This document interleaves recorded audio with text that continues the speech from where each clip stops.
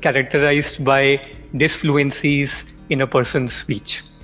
So it is more like a person knows exactly what they want to say, but they are unable to say it. So, for example, if you ask a person's name, of course they know what their name is, but they get stuck while saying certain sounds in their name. People who stutter, they have gone through a lifetime of bullying, harassment, being made fun of.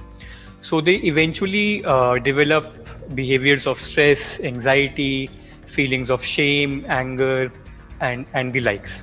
And they spend their lives in this constant state.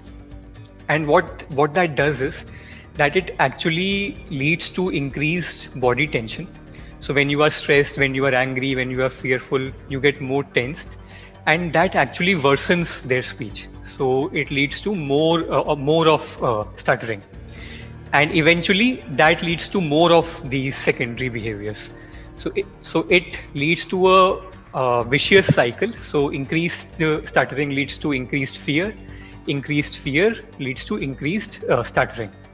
So, and eventually a point comes in a person's life where their entire life is being dictated by this speech disorder.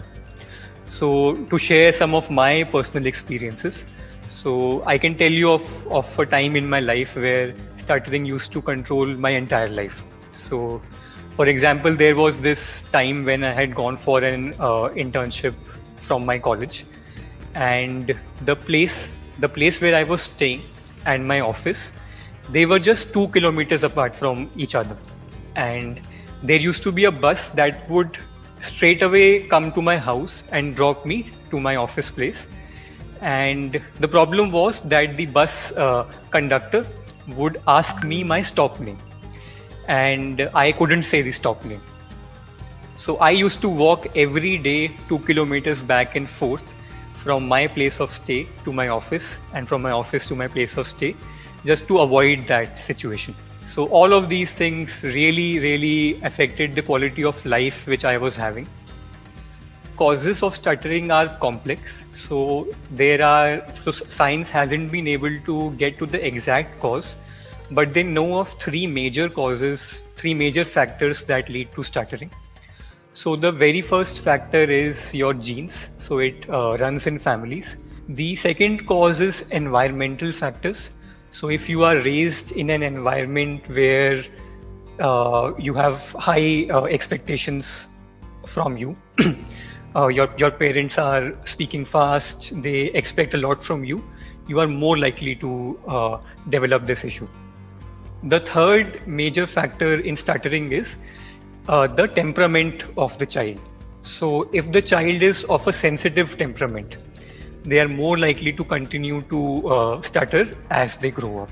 It was in the final year of my college when I was sitting for interviews, and this problem really went out of hand. During that time, fortunately, I came in contact with a few speech therapy books which are used to teach speech therapists for treating stuttering.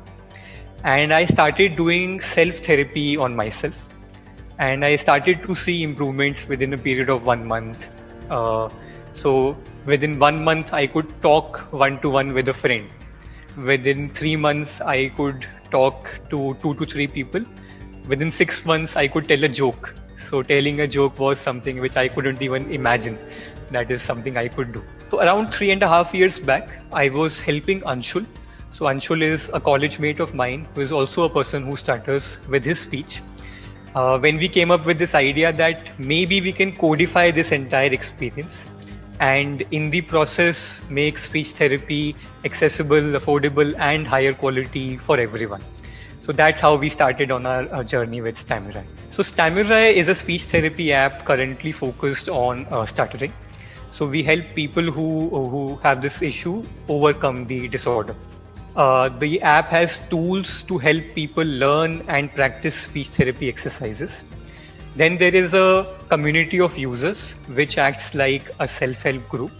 And now recently launched, we also have expert plans where you can get access to speech therapy services through a video call alongside the app. Our biggest competition is a German startup called Speech Again. So they only have 2 exercises. We have 30 plus exercises. They cost 5 times what we cost, and they are web only, which significantly limits their reach. Then there are a few services which provide a video calling interface between the therapist and the user. So they solve for access, but cost and quality still remain unaddressed. If you see the stats, so we have over 70,000 downloads across the world till now, the Stamurai app. And if you compare it with the next biggest app, it would be less than 5,000. So that is how far ahead we are. We have 4 major goals for Stamurai for the coming 18 months. So first is, like I mentioned, we want to build AI-based tools in the app to provide users real-time feedback. The second goal that we have is to add different languages in the app. So add all Indian languages, add Spanish, add French. So the good thing about speech therapy is that speech therapy exercises, they are language independent. So the same exercise works for English, the same exercise works for Hindi. So all we need to do is just translate the medium of content, the medium of instruction, and everything remains the same. The third major initiative that we have is we want to not just limit ourselves to one speech disorder, but move to all other speech disorders. And what we have identified is that the problems that exist with stuttering, they are the similar problems which exist with other speech disorders. So we want to expand the app to those. And finally, during this journey, what we have identified is that the workflow of speech therapists themselves, it is also highly unoptimized. So many a times in their daily life, they are doing tasks which could very well be automated.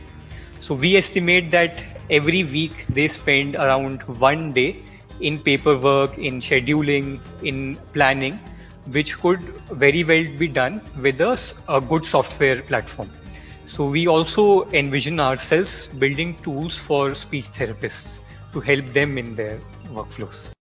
Subscribe to Oneindia channel and never miss an update.